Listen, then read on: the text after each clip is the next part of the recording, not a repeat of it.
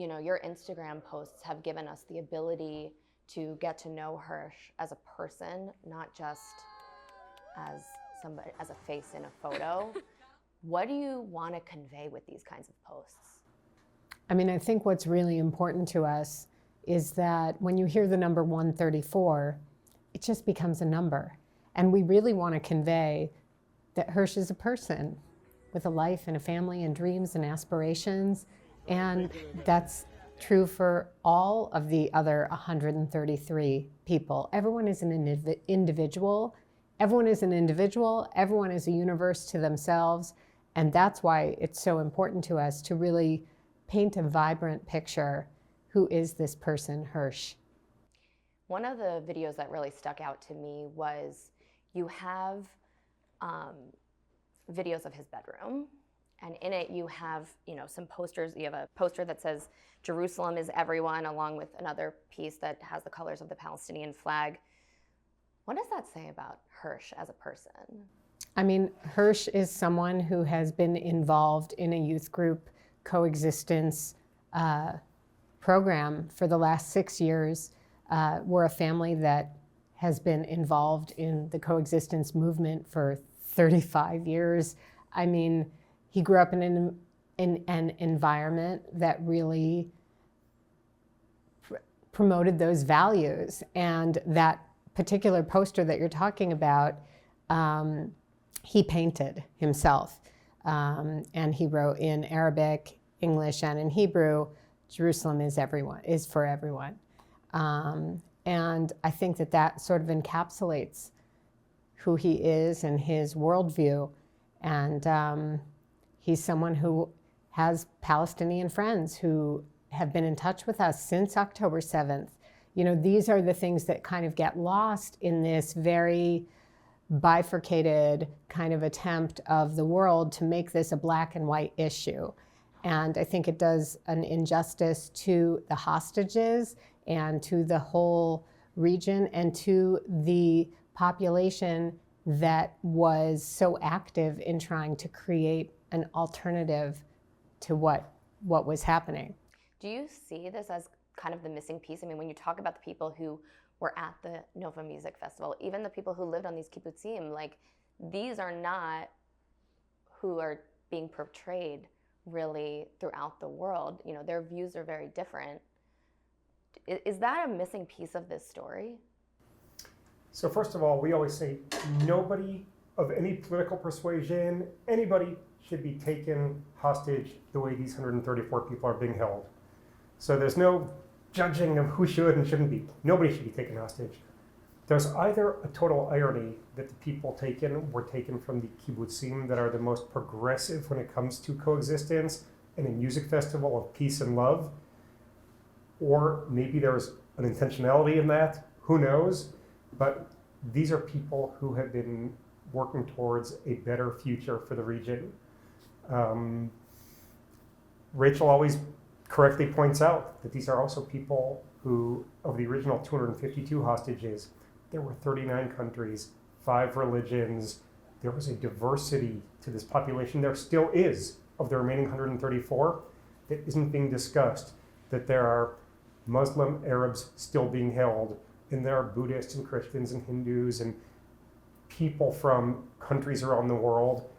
People around the world like to make this a Jewish, Israeli, Gazan, Hamas, Palestinian issue, which there's a piece of that. But this is a global humanitarian issue, and it would be really great if the world would acknowledge that. One of the things you have really been out front on is talking about the Red Cross. Hirsh is injured, and he needs medical attention. What have you heard from them recently? Honestly, I feel like my being out there about the Red Cross is so long ago, it feels like, because we pushed and we wanted them to get in and see all the hostages like the other families.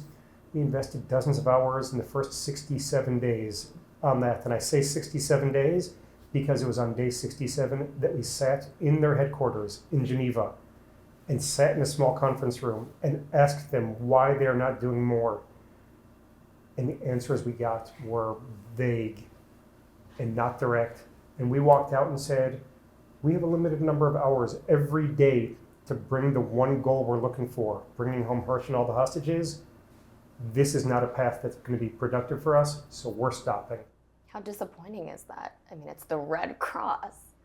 It's very disappointing, and knowing that so much of their budget is from the U.S. and that we have 8 U.S. hostages being held. We know tragically 3 of them are no longer alive. So we have 5 presumed living U.S. hostages, and America supplies an enormous amount, over $600 million a year, to the International Red Cross, and we're not getting any assistance or any information about these American civilians who are sitting in Gaza. You've talked a lot about mothers needing to be more at the forefront in solving this crisis. Why do you think that is one of the keys, at least? Well, I think that anytime you have a diverse group of people discussing any subject, you get a more dynamic, vivacious, and textured conversation.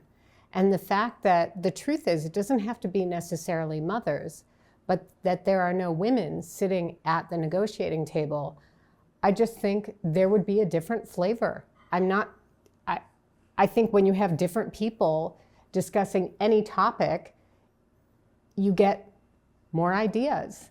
And I do think that at one point I said, send your mothers into that negotiating room one day. All the men stay home, everybody send your mothers, and let's just see what the landscape looks like at the end of that day. And I am still curious about that, but it really could be anyone. It doesn't have to be necessarily mothers. It could just be someone who's not just that group of men. Also could apply probably to a lot of world issues if we had more women in the room. When you look at what's unfolding now, you know, we just saw yesterday families going into Knesset. Knesset's now taking a recess. How does that make you feel? Look, 2 things. First of all, when it comes to taking a recess, it's incredibly frustrating. We have been saying, put people, negotiators from all sides, in a room, put food under the door every night, and don't let them out until the hostages come home. We need more of that. So the fact that there are lawmakers deciding to take a recess right now just feels like such a slap in the face to hostage families. If you're alluding to families getting more aggressive on the streets in Israel, we always say, or for the few days that it's been happening, we've said, we understand the torment that every family goes through, and we would not point a finger at any family for the path that they choose after 181 days of inaction and no results. Our personal view is we don't want to make this anything political. It should not be political. We want a result. And if Prime Minister Netanyahu can bring us that result today, amazing. Please do it. If it requires a different direction and a different leader, then that's what has to be. We just want a result. We want our hostages home. What do you know, if anything, about Hersh's status right now? Well, we don't know anything for sure. There is a hopeful assumption that he was treated on the first day, because from the hostages who were released at the end of November, they explained that the first stop for all of them was medical treatment on the way into Gaza. And so the working assumption is that because Hersh was kidnapped early in the morning on October 7th with an amputated arm, that he was treated. But beyond that, you know, we're not given any information. We do tragically know that of the 134 that are currently being held, there are 36 that are confirmed no longer alive. And there is another number, it's questionable, somewhere around 20, that there's a suspicion that they're no longer alive. And those families have been contacted. And so our point person has explained that no news is good news. And so we just try to stay as optimistic and hopeful. You know, we say every day, hope is mandatory. Hope is mandatory. And we pray that he's alive and stays strong and survives and comes home to us. How does that help you get through the day? When I start to feel like a bit of anxiety, because at all moments, right now I'm speaking to you, it's like there's a branding iron on my back. You know, this is very much, we say every day, we put on these costumes to look like people so that we can go out in the world and try to save our son and try to save as many of the other hostages as possible. And in order to do that, it takes tremendous strength and tremendous steadfastness and tenacity while we're in a constant place of trauma and terror. There's not 1 second since this happened 181 days ago that I don't feel, you know, when you come around a corner and you're not expecting someone and you go, oh my God, that's me at all times. And so I speak to Hirsh all day long saying, I love you, stay strong, survive. I love you, stay strong, survive. I love you, stay strong, survive. And sometimes I turn it on myself and I say, stay strong, survive, stay strong, survive. And I pray, when I pray every day, which I do, I pray that for John, I pray that for my daughters. You know, Hersh is my eldest and he's my only son. He's 23, but we have 2 daughters who are 20 and 18 who also have to stay strong and survive. We have no choice. How are your daughters doing? You know, thankfully, they're resilient, but it's trauma. It's trauma. And some days are better than others. And depending on, you know, what their schedule is and what their routine is, it could be better, it could be worse. You know, we're in the middle of this unfolding horror. I mean, every day. Yeah. How do you bring in your Judaism into this moment? Rachel? Well, I mean, for me, it's very much my faith is an anchor. It is absolutely helping me. There are times throughout the day that I'm saying Psalms. The book of Psalms is this great book it's like a self-help book because there are Psalms that are very much calling out to God from a place of despair. And that's very real. And there are Psalms that are saying, thank God, you're amazing, thank you so much. And so you kind of can choose the one that speaks to you. And I say different ones throughout the day in the merit that the hostages should come home. And I find it very comforting and helpful and constructive. And what is also amazing is that we've had people from all over the world reaching out as well. And they're praying for Hersh and all the hostages in their own way. Everybody has their own idea of God. No one's cornered the market on the, you know, a higher being running the universe or whatever interpretation of that they have. And it is strengthening to us. You know, we have not felt alone, John says all the time. We have felt trauma, terror, angst, anxiety, misery. We have never felt alone. What could be the most lonely experience, because fortunately there are not a lot of people and families who have experienced extended captivity. That's a good thing. But what therefore could be an incredibly lonely experience, as Rachel said, hasn't been because of the support we feel from the Jewish community, but not only, people all over the world sending us their thoughts, their prayers, just the strength is what it really does help carry us. What do you need from people who might, you know, see the push notifications on their phone and not be tapping into this every day, you know, the mom and pop that are just watching their local news at night and not the national news? I think it's really important that people understand that the hostages who were taken on October 7th, there were originally 252 hostages taken. There are now 134 remaining, and they are from all different strata of humanity. They represent 25 different nations. The youngest hostage is 14 months old, a baby. The oldest hostage is a grandfather. He's 86 years old. They are Christians, Jews, Muslims, Hindus, and Buddhists. They are grandfathers, brothers, sisters, spouses, daughters, sons. This is a crazy constellation of humanity, and this is a global humanitarian crisis in the micro. And we, as the human species, have got to do our part to get these people home. And that means not being silent and not feeling like you're helpless. You can contact every single day the White House. You can contact your local officials, your local elected officials. And it's very easy to do a one-line text, a one-line letter saying it's day 181, there are still 134 human beings, 8 of whom are United States citizens being held against their will hostage. I don't accept it. Send. And it makes a difference. We know it makes a difference because the administration has told us that it makes a difference. That advocacy is so important, but just awareness is so important. We talked about these are 134 individuals with their dreams, aspirations, their lives to live. And we worry every day that it's day 181, it's going to completely disappear from the news cycle. We cannot let that happen. So people just need to keep talking about it.